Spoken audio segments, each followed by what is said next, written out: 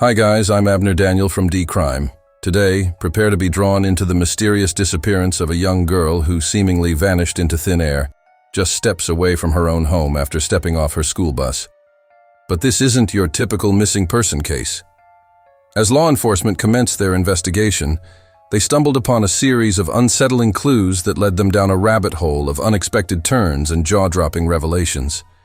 The search for the truth spanned years, shrouded in a veil of uncertainty, until finally the pieces of the puzzle fell into place, unraveling a shocking tale of deception and intrigue.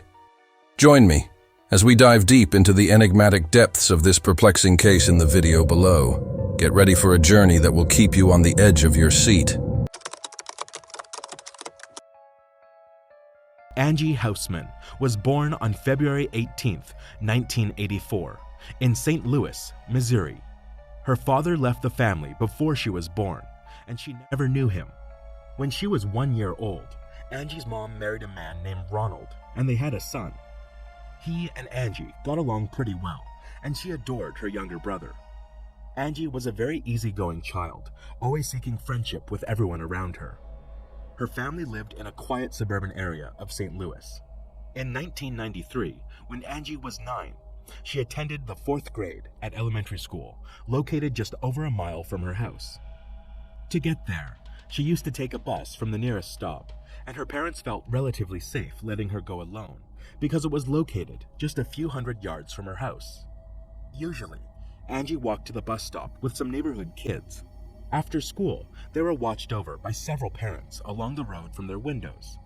It became a sort of tradition among neighbors to ensure the children safely made their way from the bus stop to their homes. On November 18th, Angie, as usual, went to school and finished around 3 p.m. She took the school bus to her stop with a few neighborhood kids, and they walked home together. The other kids lived closer to the bus stop, leaving Angie alone about halfway. It was only a few minutes' walk, but time passed, and Angie didn't show up. About half an hour later, Angie's parents started worrying.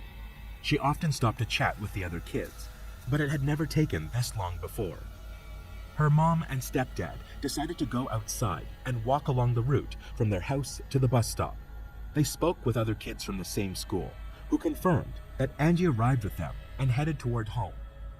The parents also spoke with neighbors who usually kept an eye on the kids from their windows, but both women were busy that day and didn't witness anything. Angie's parents and their friends quickly initiated the search. They began scouring the area along the route from the bus stop to Angie's home. This continued into the evening, and as darkness fell, Angie's parents decided to call the police. Officers immediately joined the search. Given the cold weather, it appeared unlikely that Angie would wander off on her own, prompting the police to initially explore worst-case scenarios. Adding to their heightened concern was another recent incident. Just 10 days prior, in a nearby area, an unknown perpetrator had nearly abducted an 11-year-old girl. He approached her as she got off the school bus and attempted to drag her into the bushes, but she managed to escape. Since the assailant was still at large, the police considered the possibility of his involvement in Angie's disappearance. Officers called in canine units, and the dogs picked up Angie's scent near the bus stop. They tracked it roughly halfway to her house before abruptly losing it. This suggested that Angie may have gotten into a vehicle at that point, further indicating a potential abduction. The police also deployed helicopters with thermal sensors and searched the banks of a small stream near Angie's home, but they found neither the girl nor her belongings. Unfortunately, the first day of searching yielded no results. By morning, the police turned to the media, and information about Angie's disappearance quickly spread across the city. In just one day, the police department received over 300 calls. To handle this influx of leads, they had to involve more than 20 new officers, yet all these leads did not help them find the girl. Detectives explored all possible scenarios, and from the early days began scrutinizing Angie's stepdad. The man claimed no involvement in her disappearance and insisted he would never harm her. He agreed to a polygraph test and any other checks so that the police would stop wasting their time on him and focus on finding Angie. Investigators also located Angie's biological father, and here they discovered something weird. The man had never interacted with his daughter, but according to her mother, he had driven past their house several times, watching Angie play outside. Detectives found this suspicious, but the man had an airtight alibi. On the third day, the FBI joined the case, and the police department shifted even more officers to it. They all understood that something terrible must have happened to Angie. She just couldn't have survived on the streets in such cold weather. At one point, the police received a lead about a possible suspect. Someone reported a strange man slowly driving a blue sedan in Angie's neighborhood. His description matched the account of the girl who had narrowly escaped an abduction just 10 days before Angie's disappearance. Investigators decided to create a composite sketch of this person. It was featured in the news, and volunteers distributed thousands of flyers, but the identity of this man remained unknown. Soon, the girl's disappearance made it to national television, attracting even more leads. Police diligently examined each one, but none brought them closer to finding Angie. Due to the heightened attention to this case, psychics quickly got involved, calling Angie's home and sharing their alleged visions. One of them claimed that the girl was alive and even specified a location where she was being held, a large national park 25 miles from Angie's home. But detectives paid no attention to their words. A $10,000 reward was also offered for any information about Angie's whereabouts, leading to an increase in tips. During the investigation, detectives uncovered a pretty disturbing fact. A few days before her disappearance, Angie told her teacher that she was planning to go on a nature trip with her uncle. The catch was, there was no uncle, and her parents had no idea what their daughter meant by that. Investigators considered the possibility that Angie might have known her abductor prior to the incident and referred to him as her uncle in the conversation with her teacher. However, they didn't find anything about this mysterious man. In the following days, detectives made no progress, but everything changed on November 27th. 9 days after Angie's disappearance, a hunter called the police. He had arrived at the national park and spotted a human body in the woods. Upon arrival at the location, the police were confronted with a horrifying scene. There was a body of a girl tied to a tree, missing any clothing, and her head was entirely wrapped in tape, except for her nose. Her hands were also bound with handcuffs. Near the site, there was a bag with items, which helped the police immediately realize they had found Angie's body. Her belongings, including notebooks with her name, were in the bag. The body was handed over to medical examiners, revealing even more shocking details. As soon as they removed the tape from her head, experts found a piece of underwear in her mouth. They also determined that the girl had died just a few hours before the discovery, meaning she had been kept alive for 9 days and then taken to this location where she froze to death. Experts had concluded that the victim had suffered numerous injuries and had been sexually assaulted. Forensic analysts carefully examined all items found at the crime scene and managed to find a fingerprint on the tape used to wrap Angie's head. They tried to find matches in the database and among several suspects, but it led to no leads. After the discovery of the body, the police dedicated even more resources to the investigation.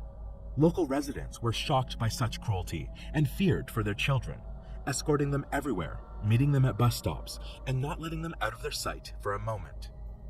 Just a few days after Angie's discovery, their concerns heightened even further. On December 1st, a 10-year-old girl named Casey disappeared. She lived in another town, only 10 miles from Angie's house. Casey had asked her mother if she could visit her friends who lived just a few hundred yards away, but she had never reached their house. Casey vanished on the way, and the police couldn't locate her. Detectives began to fear that they might have a serial killer on their hands. They didn't rule out the possibility that the same person was behind both abductions, but they had no evidence supporting this theory. 10 days later, Casey's body was found in St. Louis, and she was wrapped in 2 bed sheets and covered with a pink curtain, with the cause of death being multiple severe blows to the head. Detectives couldn't find any clues that would lead them to the killer. Moreover, they started to doubt that the same person who killed Casey was responsible for Angie's death. The nature of these crimes was noticeably different, leading them to consider the possibility of dealing with 2 different murderers. In the same month, detectives identified the man who had attempted to abduct a girl a few days before Angie's disappearance. He turned out to be 37-year-old Gary, who often came to St. Louis for work. He was immediately checked for involvement in the two murders, but the man had a solid alibi. He wasn't in the city during the disappearances of Angie and Casey, although during the investigation, he admitted to assaulting 4 other girls and eventually received a 5-year prison sentence. In February of the following year, detectives had found a breakthrough. When they discovered Casey's body, tire tracks were found nearby. Their photos were handed over to experts who determined that the tracks were left by a pickup truck widely used by a popular car rental company. Armed with this information, detectives interviewed residents in Casey's neighborhood, asking if anyone had seen a pickup from this company. Given that these vehicles were covered with vibrant brand logos, they were easily distinguishable from others. The detectives got lucky. One woman told them that she had seen the pickup from this company near her neighbor's house about a week after Casey's disappearance. Police quickly discovered that there was a woman living with her partner and brother. She claimed that none of them had rented such a pickup, and they had no connection to this case. But detectives didn't rush to believe her. They obtained a search warrant for the house and found blood traces belonging to Casey in the basement, along with the murder weapon. Further investigation revealed that the woman's brother, Thomas, had rented the pickup.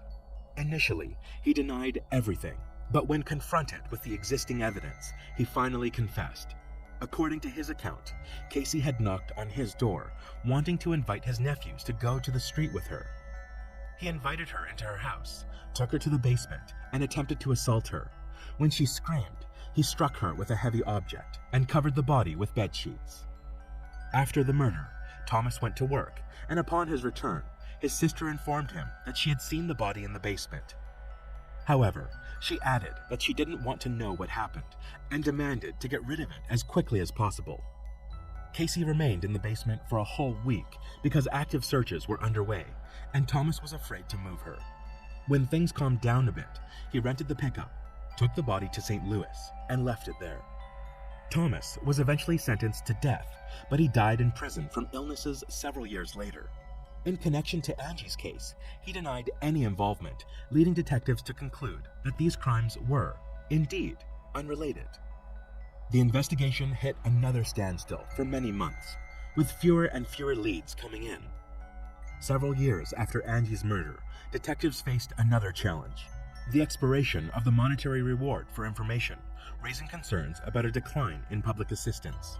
However, an unexpected turn came in 2001 when a businessman in the community donated $250,000 as a reward for information on Angie's case. This generous amount of money, one of the largest at the time, led to a massive influx of tips for the police. But unfortunately, all of these leads proved to be dead ends. This continued until 2001, when detectives received a call from prison. Inmate named Corey Fox confessed to over 10 murders, including Angie Houseman's. Detectives rushed to speak with him, and Fox recounted how he and his friend abducted her from the street, keeping her captive in his house for several days. Initially, the criminals planned to demand a ransom, but concerns about potential identification led them to choose murder. To the surprise of detectives, Fox provided many accurate details, such as tying her to a tree, even specifying that his accomplice was using her underwear as a gag. However, discrepancies arose when questioned about how they restrained her hands. Fox claimed they used plastic handcuffs, whereas in reality, they used iron ones. Detectives also found out that Fox couldn't have committed some of the murders he confessed to. Police concluded that he likely fabricated parts of his confession, possibly drawing information from extensive news coverage on Angie Houseman's case. In the summer of 2002, another event reignited attention on Angie's case. In a different area of St. Louis, an unknown man abducted a 6-year-old girl from her home and killed her. Police initially considered the possible connection to Angie's case, but it turned out otherwise. The perpetrator was apprehended just a few hours later. It was a neighbor who confessed during interrogation. Several more years passed until 2007, when detectives decided to revisit the case. Reviewing the documents, they noticed a peculiar detail. Shortly after discovering Angie's body, police noticed a parked car nearby with a man named Roger Martin inside. When questioned about his presence, Roger claimed he came to the area for hunting. However, upon a brief inspection of his car, the police officer found no hunting gear. This led the new detective team to take a closer look at Roger, discovering his criminal record for offenses against children. Moreover, he had assaulted one of his victims near the location where Angie's body was found. Remarkably, all of these crimes occurred before Angie's death, and this information was in the database. But during that time, the police did not thoroughly investigate Roger, prompting the new detective team to start from scratch. Roger was called in for questioning. He denied any involvement in Angie's murder, insisting he was near the location by chance. Roger added that during the time the girl was left there, he was still at work, although the police couldn't confirm this alibi. Despite a 9-hour interrogation, detectives couldn't reach any conclusive results. They took Roger's fingerprints, comparing them with the one left on the tape from the victim's head. Experts determined they didn't match, leading to Roger's release. While the police refrained from ruling him out as a suspect, they lacked substantial evidence to hold him. There was no progress in the case until 2018, when the St. Louis Police Department formed a dedicated task force. The new detectives aimed to re-examine all existing evidence. With significant advances in technology since '93, they hoped to uncover new leads. The detectives focused on 3 key pieces of evidence: the handcuffs, tape from Angie's head, and her underwear used to silence her. Despite repeated attempts since '93, experts struggled to find the perpetrator's DNA on them. Undeterred, they decided to re-examine these items with modern technology. Firstly, they attempted to find DNA on the handcuffs, but it was quite challenging as they were almost entirely covered in the victim's blood. They then turned to the tape from Angie's head, encountering another issue. When they opened the box containing this evidence, they found that the tape had literally disintegrated over the years. Finally, they examined the underwear. Despite having little hope for this particular evidence, as it had been in the victim's mouth for several hours, potentially erasing any foreign DNA, they pursued it as a last resort. Employing state-of-the-art technology, they meticulously inspected every inch of the underwear, and at last, there was a breakthrough. A tiny sample of unfamiliar DNA was discovered, sufficient for analysis.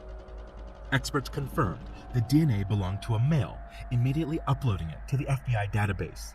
In such cases, it's pretty common not to find any matches, requiring additional efforts to identify the person. However, luck was on detectives' side this time. As soon as the DNA sample was uploaded, they received a full match. The DNA belonged to 58-year-old Earl Cox, who had been in prison since 2003. Cox had never come to the police radar regarding Angie's case, but his criminal history was substantial. Earl first landed behind bars during his military service in 1982 in Germany. He had a part-time job as a babysitter until 4 girls reported that he had sexually assaulted them. Earl received an 8-year prison sentence in the USA and was discharged from the army. After serving only 3 years, he was released early and relocated to St. Louis. 4 years later, Earl was arrested again when 2 7-year-old girls accused him of sexual assault. Despite the charges being dropped due to insufficient evidence, his arrest violated the terms of his parole, leading to an additional year in prison. Upon his release in '92, he resettled in St. Louis, where his relatives lived. A year later, he seemingly abducted and killed Angie, but we'll delve into that shortly. In 2002, Earl faced another arrest for running a major anonymous internet platform where predators shared materials depicting child abuse. The FBI had been investigating him for a while, and Earl took the bait when an undercover agent posing as a 14-year-old girl contacted him. Earl expressed intentions to make her his slave, sent money for a bus ticket, and showed up at the agreed meeting place. Instead of a girl, Earl encountered armed FBI agents, resulting in his arrest. On his computer, they discovered 45,000 photos of child abuse, along with evidence that he was the mastermind behind the perverse platform. This information led to the arrest of 60 more individuals associated with the site, marking one of the country's largest operations against pedophiles. In 2003, Earl was sentenced to 10 years in prison, but when his term ended, a judge refused to release the offender, using a legal loophole, allowing the detention of individuals deemed a serious threat to children. As a result, he remained behind bars, and in 2019, his DNA matched the sample from Angie Hausman's case. Detectives went to prison to speak with him. However, Earl denied his involvement and promptly asked for a lawyer. The police recognized that the man had little chance of winning the case in court, given the presence of his DNA, but they decided to try something else. Investigators reached out to Earl's lawyer, stating they would seek the death penalty for Angie's murder. However, if the perpetrator confessed, the prosecution would abandon the death penalty in favor of a life sentence. Apparently aware that he would likely lose the case, Earl agreed to the deal. Detectives returned to the prison, where he provided his version of events. It's worth noting that some parts of his story sounded outright implausible, but the crucial thing for investigators was the confession to the murder. Earl claimed that on November 18, 1993, he was driving through the area where his mother and sister lived. His car stalled in the middle of the road, and while he was trying to figure out what was wrong with it, a school bus pulled up, and several kids got off. They all went into their houses, except for one girl, Angie. According to Earl, when she approached him, they had a brief chat, and he noticed she looked freezing. He offered her a ride in his car, and as he claimed, she agreed. He then took Angie to Burger King, fed her, and brought her to his home, where he sexually assaulted her for several days. After some time, he decided to get rid of Angie, took her to the location where her body would later be found, and tied her to a tree. Allegedly, she was still alive at that moment. Detectives doubted the truthfulness of certain parts of this story. Angie clearly couldn't agree to go anywhere with a stranger, especially considering she only had a short distance to walk home. Investigators also questioned the car breakdown in Earl's story. He claimed the car stalled, but as soon as Angie approached, the car surprisingly started again. More likely, the perpetrator noticed Angie and immediately decided to abduct her. He could have lured her into the car with some lies or even threats. It appeared much more realistic than Earl's version. Nevertheless, detectives obtained what they needed, the confession to the murder. In August 2020, he appeared before a judge who sentenced him to life imprisonment without the possibility of parole. Unfortunately, Angie's mother did not live to see this moment. She passed away from cancer in 2016. Her husband, Ronald, told reporters that Earl should have been tried for 2 murders because he held him responsible for his wife's death. After losing her daughter, she lost all interest in life and essentially died. As for Earl, his story didn't end with the verdict. The prosecutor wanted to review the case of sexual abuse involving 2 7-year-old girls, for which the offender faced no consequences, serving just a year in prison for parole violation. Police reached out to one of his victims, now an adult, asking her to testify against Earl. The man, already destined to spend the rest of his life behind bars, admitted his guilt, and he was sentenced to an additional 10 years in prison. After the sentence was announced, his victim spoke in court. She expressed that despite Earl's heinous crime, she would lead a happy and fulfilling life while he rightly fades away in prison. Alright guys, share your thoughts on this story in the comment section, and don't forget to hit the like button and subscribe. Thank you for watching.